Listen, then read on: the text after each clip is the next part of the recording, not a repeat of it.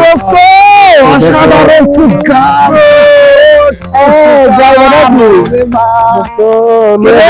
পাখি যাইবে নাকি?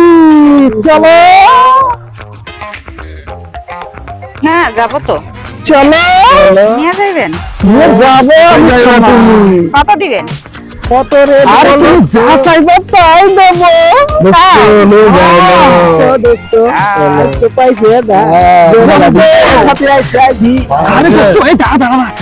অসাধারণ দেখলা যে ফিকার যে গেটআপ যে সোসাইট। আরে দাদা বলি কি একবার বলা লাগিয়া পড়তে কোথায় যাবা?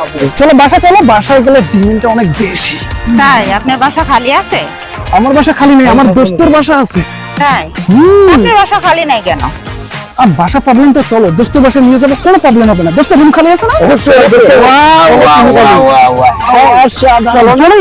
কেমন হবে এই বিষয়গুলো? ভালো হবে, ভালো হবে। তাহলে দোস্ত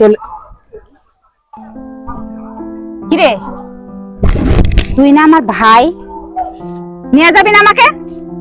চল নিয়ে চল। তোর মতন ভাই বলতে আমাকে ঘৃণা করতেছে।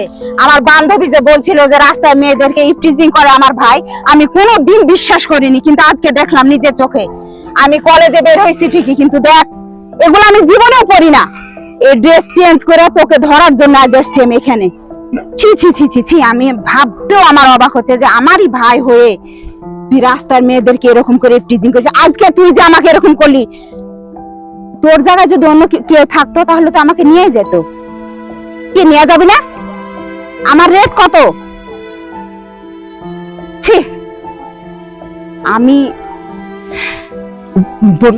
ভুলে গেছে। কথা আর বলবি না।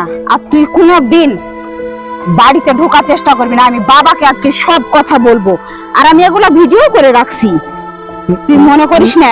না না বোন, বাবাকে এসব কথা বলিস না বোন। আর আমি এসব কাজ আমি করবো না বোন। কান ধরছি, আর আমি কখনো এসব কাজ করবো না। তো এসব কথা বাবাকে বলিস না বোন। সরি। আর আমি প্রমিস করলাম আমি এসব ক্ষেত্রে আমি কখনো আর করবো না এসব কাজ।